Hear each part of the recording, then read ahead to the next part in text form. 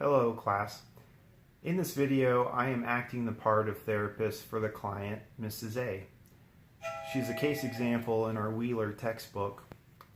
She is a 26-year-old married Caucasian woman who states she is suffering from anxiety and insomnia related to her loud, noisy neighbors. She has a long-standing history of psychotherapy since her teenage years for anxiety, depression, and anorexia. And she has previously been diagnosed with panic disorder, anorexia, major depressive disorder, and bipolar 2. She is currently not taking any medications, but has taken Prozac in the past. Come on in, Mrs. A. Hi, Travis. How are you today? I'm doing well. How about yourself? Oh, I'm doing pretty good, thank you. All right, well, have a seat. Thanks. How should we begin today, Mrs. A? Well, I'm not really sure. You are the professional after all. All right, well, that said, what brings you in?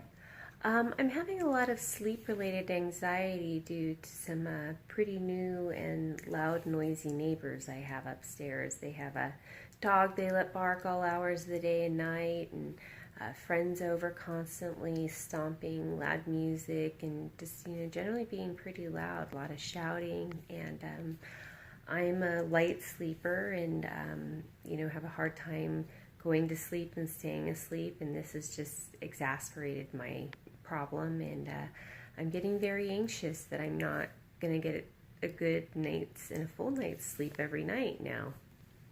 I see. Well, it sounds like you're really next door to the animal house over there. Yeah, they get pretty loud.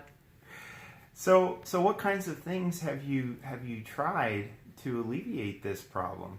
Well, I've tried to confront the neighbors peacefully and ask them to keep it down, after a reasonable hour.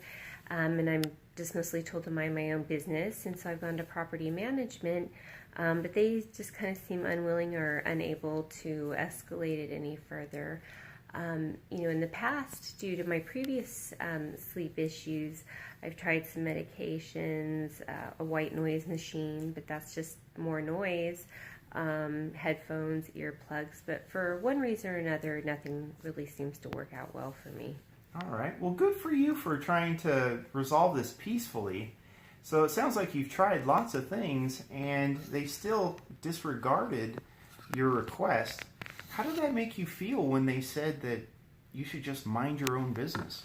It can be a bit frustrating, and makes me a little angry sometimes, because really I just want to get a full night's sleep. So it's been making you feel angry as well. It can sometimes. I see. And how do you feel about doing these confrontational things with your neighbor? I really don't like doing it. It again gives me anxiety, a little bit of panic, because who likes confronting anybody, especially somebody that's not willing to listen? Right. Well, it sounds like you've had some anxiety and some insomnia in the past. What other things have you tried with your anxiety and your insomnia in the past? Just like I said, I've tried a prescription medication in the past, but it left me groggy in the morning, so I really didn't care much for that, but that was a while ago. And then, the white noise machine and just earplugs, but the earplugs hurt my ears, so I just kind of was feeling a little hopeless. I see. So you have tried lots of things, including medications. What medications have you tried? I tried a sleep aid in the past, but it made me feel groggy the next morning, and I did try Prozac, but I also just didn't care for how that made me feel. Okay. How long ago was that? That was several years ago. I see. Oh, well, we do have some new things that they've come out with, and maybe we can explore that in the future.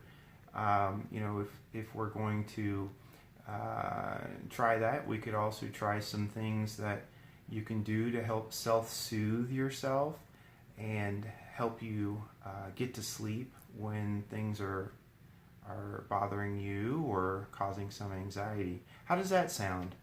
That sounds great, Travis. I look forward to discussing and investigating some of these options more in the future. Well, fantastic.